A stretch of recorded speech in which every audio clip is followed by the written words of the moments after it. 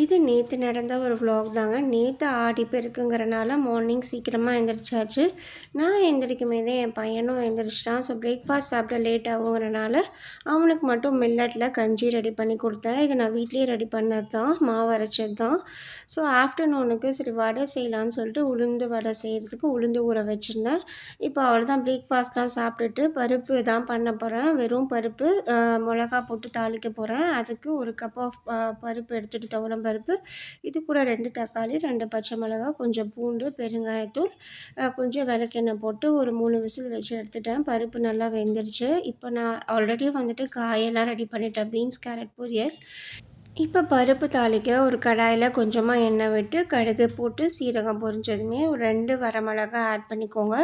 இது கூட ஒரு பெரிய வெங்காயம் கட் பண்ணதை ஆட் பண்ணி வச்சுட்டு ஒரு 2 தக்காளி ஆட் பண்ணிவிட்டு இது கூட ஒரு ஸ்பூன் சாம்பார் தூளும் ஆட் பண்ணிக்கோங்க, நல்லாயிருக்கும்.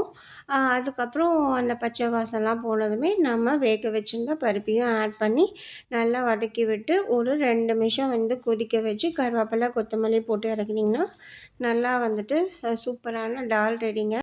ஆக்சுவலி சேமியா பாயசம் கூட பண்ணலான்னு நினச்சேங்க. ரொம்ப டைமும் ஆயிடுச்சு. நேற்று ஃப்ரெண்ட்ஷிப் டேங்கிறனால என்னோடய பையன் வந்துட்டு அவனோட எங்கள் கம்யூனிட்டியில் இருக்கிற ஃப்ரெண்ட்ஸுக்கெல்லாம் வந்து ஃப்ரெண்ட்ஷிப் பேண்ட் வாங்கணும், வாங்கம்மா போகலான்னு சொல்லி கூட்டிகிட்டு போயிட்டான்.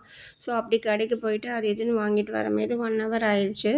ஸோ ரொம்ப அதனால் டைம் ஷார்ட்டேஜாக இருந்தனால பண்ண முடியல. ஸோ வடைக்கு தான் நெக்ஸ்ட்டு ரெடி பண்ணலான்னு சொல்லிவிட்டு வடைக்கு வந்துட்டு நல்லா வாஷ் பண்ணி நல்லா ஒரு 1 ஹவர் மட்டும் ஊறினா போதுங்க. ரொம்ப நேரம் ஊறினா வடை வந்துட்டு பயங்கரமாக எண்ணெய் பிடிக்க ஆரம்பிச்சிடும். ஃபஸ்ட்டு என்ன பண்ணணுன்னா, ஃபஸ்ட்டு மிக்சியில் ஆட் பண்ணி ஃபஸ்ட்டு ஒரு வாட்டி ரிப்பரில் அரைச்சி எடுத்துக்கோங்க. கொஞ்சம் கொரன்னு இருக்கும். இப்போ நான் 1 கப் ஆஃப் உளுந்துக்கு ஒரு 1/4 கப் ஆஃப் தண்ணி தாங்க சேர்க்கணும். 1/4 கப் ஆஃப் தண்ணி சேர்த்துக்கோங்க. இது பார்த்திங்கன்னா நல்லா வந்து அரைச்சிக்கோங்க, நல்லா பட்டர் மாதிரி வரணும். ஆக்சுவலி ரொம்பவும் தண்ணி சேர்த்துட வேணாம். என்னோடய பருப்புக்கு வந்துட்டு ஒரு 1/4 கப் சேர்த்துக்கிட்டேன். இப்போ பார்த்திங்கன்னா நல்லா வந்து பீட் பண்ணோன்னா நம்ம கேக்குக்கு எப்படி வந்துட்டு க்ரீமுக்கு வந்துட்டு பீட் பண்ணி அடிப்போமோ அந்த மாதிரி வந்துட்டு மாவை வந்துட்டு கையில் நல்லா போட்டு அப்போ தான் வந்துட்டு அந்த ஏர் பபிள்ஸ் எல்லாம் வந்துட்டு ரிலீஸ் ஆகுங்க. ஸோ உள்ளே வந்து ஏர் இருக்கும். இப்படி அடிக்குமே நம்மளுக்கு பார்த்திங்கன்னா வெளியில் வந்துட்டு நல்லா கிறிஸ்பியாகவும் உள்ளே சாஃப்டாக இருக்குங்க வடை. இந்த மாதிரி ஒரு 2 மினிட்ஸ் அடித்து எடுத்துக்கோங்க.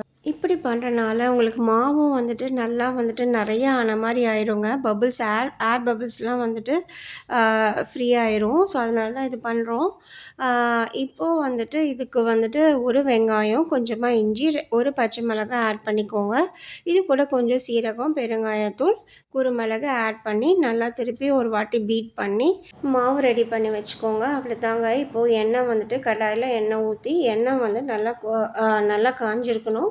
மீடியம் ஃப்ளேமில் வச்சு வடை போட சொல்லுங்கள். இப்போது வந்து உங்களுக்கு வந்து நல்லா பர்ஃபெக்ட் ஷேப் வேணும்னா உங்களுக்கு ஒரு ட்ரிக்கு சொல்கிறேன். நீங்கள் வந்துட்டு உங்களுக்கு கையில் வந்து ஒழுங்காக வரல அப்படின்னா நீங்கள் அந்த டீ வடிகட்டிலாம் இருக்குல்ல, அதை வந்து பேக் சைடு திருப்பி மாவு எடுத்து வச்சு ரவுண்டு மாதிரி போட்டு எடுத்திங்கன்னா சூப்பராக வரும்.